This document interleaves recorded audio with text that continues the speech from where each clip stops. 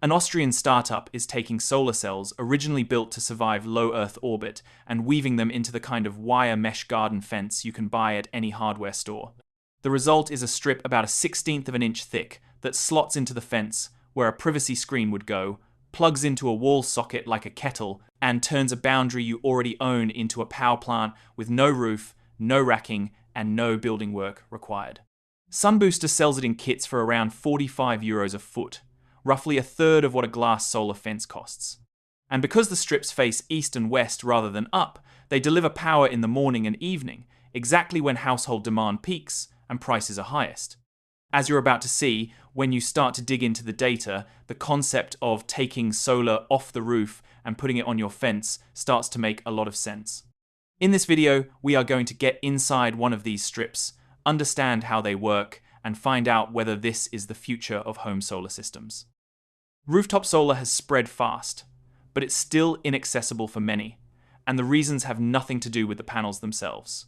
You need a roof you own, pointed near south, strong enough to take the weight, plus an installer with a permit and a free week. And for renters, apartments, or anyone with a shaded or wrongly angled roof, those requirements rule them out. The standard answer to that problem is the balcony power plant, a small plug-in solar kit that has taken off across Germany and Austria. More than 800,000 were registered in Germany by early 2026. They hang 2 panels off a railing, plug into a normal socket, and feed a few hundred watts into the home behind them. And the Sunbooster works the same way at the wall. It just puts the panels somewhere most people never think to look, along the fence. The company behind it sits in Graz, Austria, and these guys are no strangers to portable solar. It started in 2010, building solar panels into shoulder bags and backpacks, and then launched the Sunbooster brand in 2022 for home systems. Their fence product grew out of an unusual side project. With backing from the European Space Agency's business incubator in Austria, the team had been building tiny, rugged solar cells to survive low Earth orbit. Those same space-grade coatings and lamination tricks are what let the cell come off the glass and onto a bendable strip. And that strip is at the heart of what makes this all possible. Instead of rigid glass, the cell sits in a flexible polymer skin about a 1/16 of an inch thick, sealed against dust and water to an IP67 rating, and rated to run from -4 to 140 degrees Fahrenheit. You thread it sideways through the gaps in a double-wire mesh fence, the common steel garden fence sold in standard sizes, right where a plastic privacy band would slot in. The installation is a plug-and-play system with no drilling, brackets, or concrete. The cells inside are bifacial, which simply means they generate from both faces at once. The front of the strip catches the sun on one side of the fence, while the back catches it on the other, and both sides pick up light bouncing off the ground. Sunbooster puts the cell efficiency at 22.8%, the same class as a good rigid panel. Stack several strips up the height of a fence, and you get a section that behaves like one panel. An 8-foot run produces up to around 480 watts. Like all good plug-in solar kits, the Sunbooster vertical comes standard with a microinverter, turning the panel's DC into the AC your house runs on. Sections join end-to-end through MC4 plugs, the standard waterproof solar connector, and you can extend with as many panels as required by clicking on more. Now, it's important to know that there is a ceiling built into the plug-in version, and it is legal rather than technical. The microinverter is capped at 800 watts of feed-in, and the cabling tops out at about 33 feet of fence. That keeps it inside the same rules as a balcony plant, which matters for reasons we will come to shortly. Now, a plug-and-play solar fence seems like a great concept, and it is, but there are some downsides to a setup like this. A panel standing straight up, facing sideways rather than at the sky, simply catches less sunlight across a full year than the same panel tilted toward the sun. Independent field studies put that gap at roughly 10 to 15% in most places. If your only goal is the most power per year from a sunny, south-facing roof, a tilted array still wins. What the vertical strip changes is not how much it makes, but when. A tilted roof array dumps most of its power in a single midday spike, right when half the neighborhood's panels are doing the same thing, and the power is worth the least. The east-west fence does the opposite. It has 2 main harvesting times, one in the morning and one in the late afternoon, tracking the hours when you are actually up and running the house. On a time of use rate, where the price climbs at those peaks, the power it makes is worth more per unit than midday power. If you've already bought an expensive solar battery array, then this won't be a huge benefit.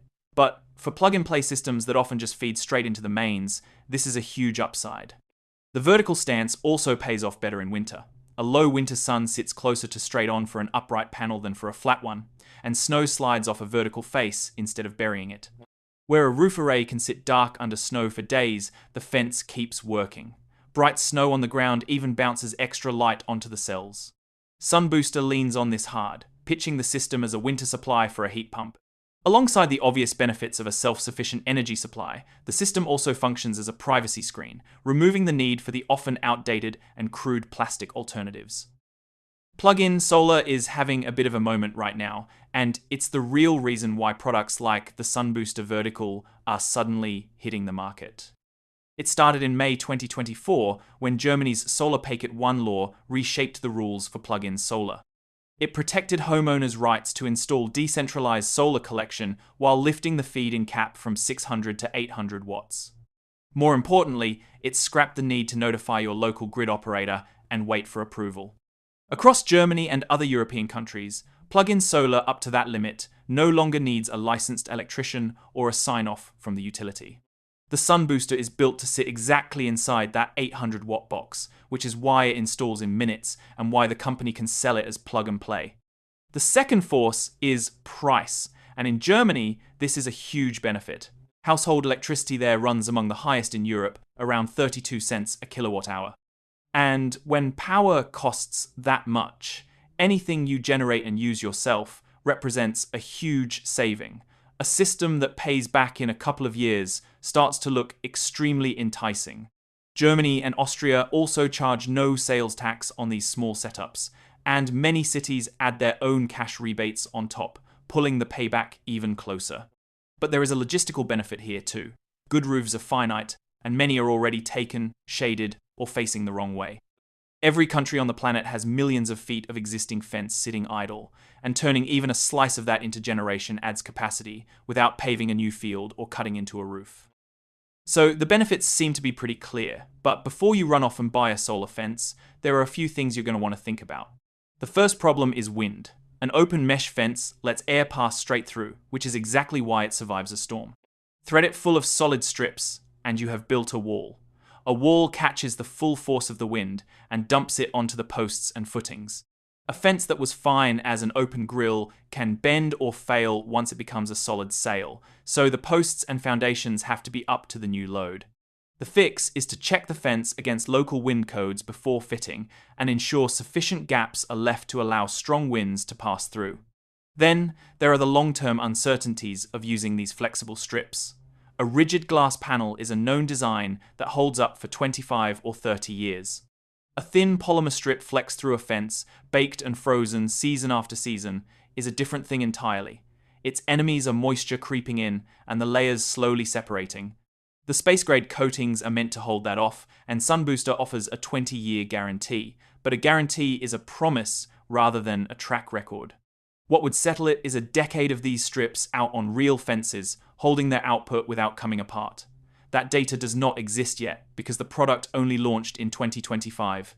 Ground level brings the last catch. A fence sits low, in reach of grass, weeds, trash cans, parked cars, and the family dog, and shade on even a small part of one strip can drag down the whole connected run.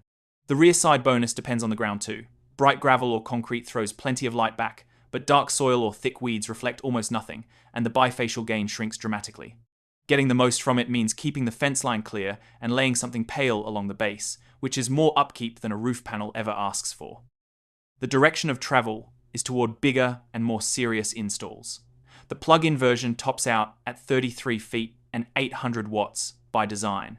But in early 2026, Sunbooster added Vertical Plus, which chains fence sections into a wired system running up to 330 feet and nearly 19 kilowatts on a 3-phase connection. That version needs an electrician and trades the plug in simplicity for scale. Aimed at farms and businesses with long boundary runs. An existing plug-in fence can be upgraded to it by swapping the inverters, so a homeowner can start small and grow. But Sunbooster is not alone on this. and there's plenty of competition battling to be at the forefront of solar fencing.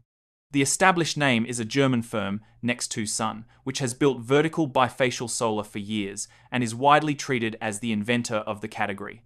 Its solar fence uses rigid glass panels in a steel frame, a sturdier but pricier route at roughly $75 a foot, with payback measured closer to 8 years. It aims more at farms, industry, and towns than at a quick garden retrofit. Others are circling the same vertical idea from different angles, like Norway's Over Easy Solar, which stands panels upright on flat commercial roofs. Sunbooster's particular bet is to go cheaper and simpler than any of them. All of this is a European story for now, shaped by European rules, European power prices, and the specific double-wire fence common there. The plug-in 800-watt regime that makes it effortless does not map cleanly onto American wiring or permitting, so an American viewer is looking at the early shape of an idea rather than something to order this week. The upside is that by the time vertical fence solar crosses the Atlantic in earnest, it will have years of European field data behind it. So the question the Sunbooster really puts to you is not whether it works, but which kind of value you are buying. You can chase the most power per year, in which case a tilted roof still beats it, and probably always will. Or you can buy power at the hours it is worth most, on a surface you are going to fence anyway, for a third of what a glass solar fence costs. The price of that is a thinner annual total and a maintenance habit. Cheaper, simpler, and timed to your day, against a newer material with no decade of proof and a fence that now has to stand up to the wind. If that trade lands on the right side for your yard, where do you think the first strip should go?